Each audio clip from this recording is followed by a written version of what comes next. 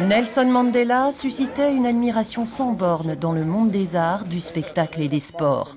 Encensé par les poètes et les musiciens, le père de l'Afrique du Sud contemporaine n'a laissé aucune des célébrités qu'il a rencontrées indifférente. De Michael Jackson à Naomi Campbell, en passant par l'enfant du pays, Charlize Theron. I love you so much. Oh, I love you too, you know. Thank you. Thank you very much.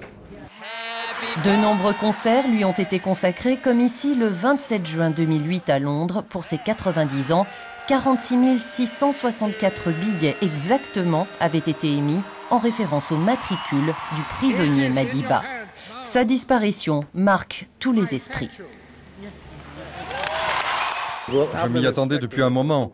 Nous venions tout juste de présenter son film ici avec sa fille Zinzi la semaine dernière, en présence d'Anand Singh qui l'a produit.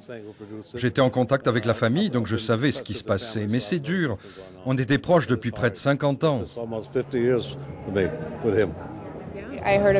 Quand j'ai entendu la nouvelle, bien sûr, ça m'a attristé et ému.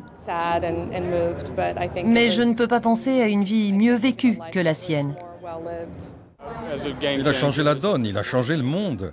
Il fait partie de ceux qui resteront des références pendant des siècles. L'héritage qu'il laisse au monde est incroyablement important.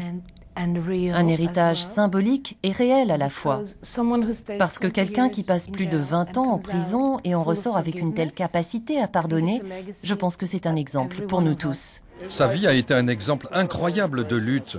Il n'a pas eu une vie parfaite, d'ailleurs il n'a jamais prétendu une telle chose, ni avoir été un homme parfait. Pourtant il était un type parfait, fort de cette force de la volonté. Il s'est levé et a simplement dit non.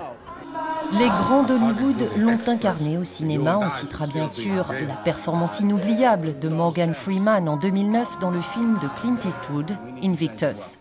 Il y a eu aussi Sidney Poitier ou encore Danny Glover.